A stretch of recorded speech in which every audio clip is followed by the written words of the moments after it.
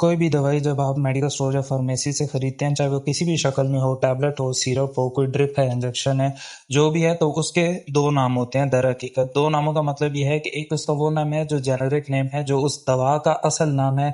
किसी भी दवाई के अंदर एक फार्मूला पाया जाता है या उस कोई ड्रग पाई जाती है तो वो उसका एक असल नाम होता है जिसको जेनेरिक नेम कहते हैं। एक उसका ब्रांड नेम होता है।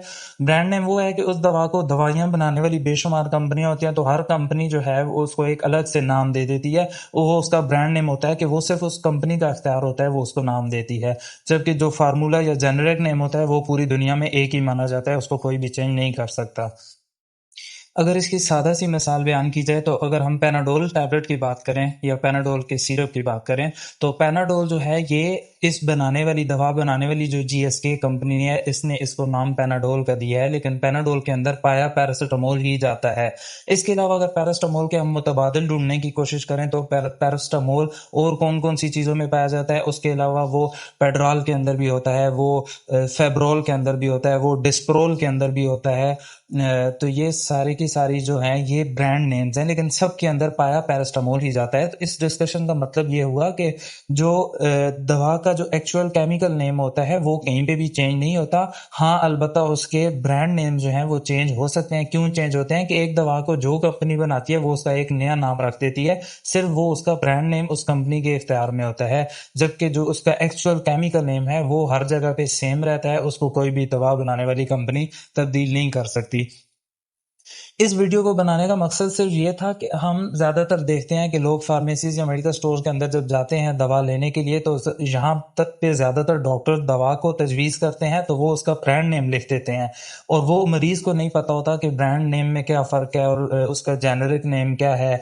तो अगर वो उस दवा को जो नाम प्रिस्क्रिप्शन पे लिखा होता है अगर वो उस नाम से नहीं मिलती तो मरीज़ किसी और अल्टरनेट ब्रांड को चूज़ ही नहीं करता, वो वापस चला जाता है। मरीज़ का ये ख्याल होता है या जो कस्टमर होता है फार्मेसी के अंदर, उसका ये ख्याल होता है कि शायद ये दवा मुझे जो डॉक्टर ने लिखी है वो तब्दील करके दी जाएगी। तो ये इस वीडियो को बनाने का मकसद सिर्फ आपको आगाह करना है कि दवा के नाम पे कभी भी मत जाएं। ब्रांड जो होता है वो कुछ भी हो सकता है, कोई भी दवा बनाने वाली कंपनी उस दवा का नाम अपनी मर्जी से रखती है।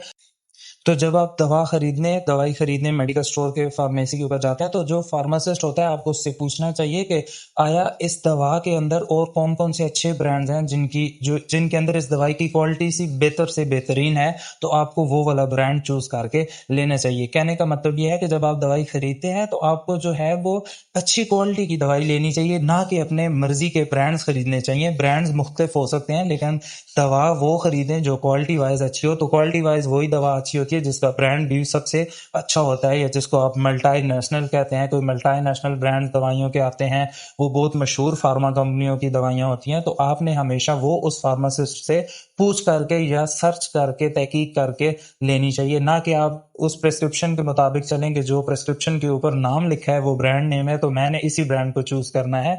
हमेशा अपने फार्मासिस्ट से जरूर पूछा करें फार्मेसी से दवाई खरीदते वक्त कि इस दवा के अंदर अच्छी क्वालिटी का जो ब्रांड है मुझे वो ब्रांड चाहिए।